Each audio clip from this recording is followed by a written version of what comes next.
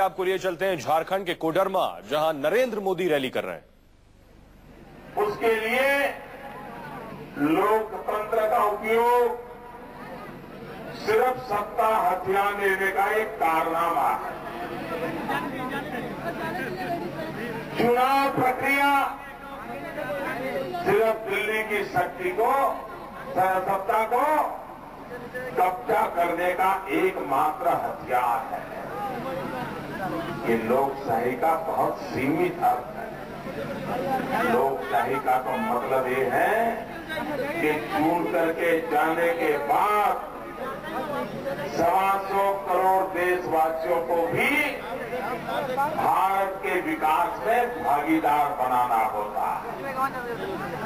और अगर 125 करोड़ देशवासियों को हम विकास में भागीदार बनाएं तो ये देश देखते ही देखते आगे बढ़ जाएगा।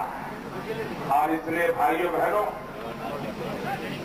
ये प्रयोग एक बार लाल बहादुर शास्त्री जी ने किया। अकेले लाल बहादुर शास्त्री, पूरी कांग्रेस बिरादरी में ऐसे नेता हुए जिन्होंने लोगों की शक्ति पे भरोसा किया, लोगों पर विश्वास किया था और लोगों के भरोसे देश चलाया था। जब देश अनाज के संकट से जूझ रहा था, जब देश विदेशों से धान मंगवा करके खाता था, तब जाकर के लाल बहादुर शास्त्री जी ने जय जवान जय किसान का नारा दिया और हिंदुस्तान के किसानों का आह्वान किया था। अब देश आजाद हो चुका है, हमने विदेश से धान मंगवाना नहीं है।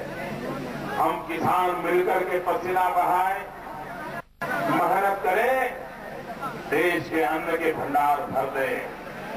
और भाइयों बहनों, लाल बहादुर जी के एक शब्द पर देश के किसानों ने पसीना बहाना शुरू कर दिया। जिसको जहां जगह मिली, जहां मौका मिला, उसने अनाज पैदा करके देश के अन्न के भंडार भर दिए थे। विदेशों से अन्न लाना बंद हुआ था। भाइयों बहनों, मुझे बताइए, क्या सरकारी दफ्तर में खेती हो सकती है?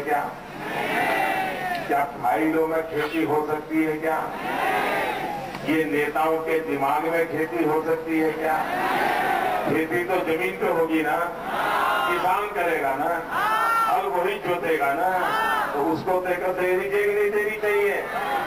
किसान को मजबूत बनाना चाहिए कि नहीं बनाना चाहिए? किसान को अवसर देना चाहिए नहीं देना चाहिए? उनको इसकी याद ही नहीं आती।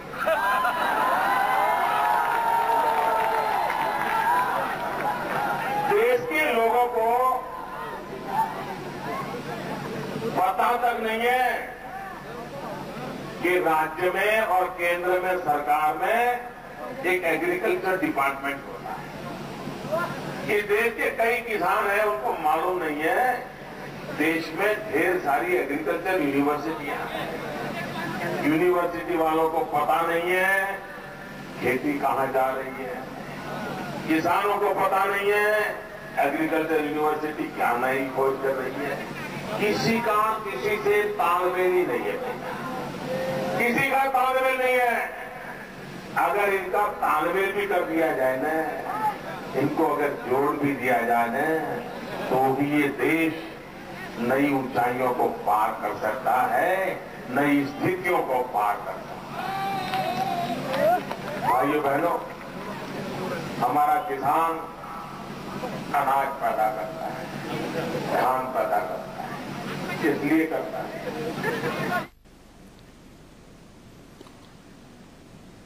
तो आप सुन रहे थे नरेंद्र मोदी को झारखंड के कोडरमा में वो कांग्रेस पर निशाना साध रहे थे।